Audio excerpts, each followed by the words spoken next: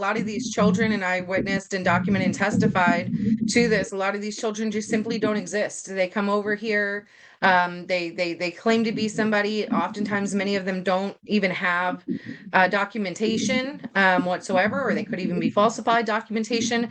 And then they tell people, they tell the agencies, like, oh, this is supposed to be my sponsor. This is who they said my sponsor is going to be.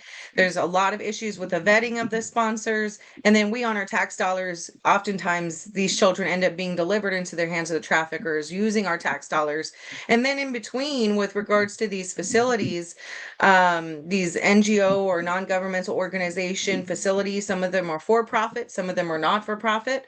They're all over Texas. We have more facilities operating in Texas and have had more for quite some time than any other state. There's 27 states that have these facilities operating.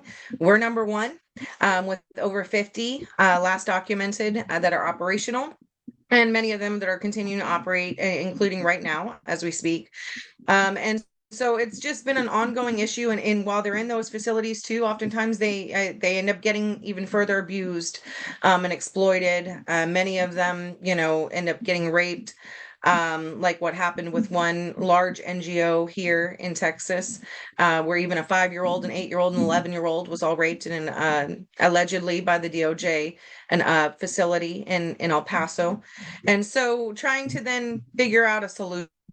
What can we do to try and help? This is a very complex and massive issue, especially when you're looking at it from the state, what we can do from the state level, right?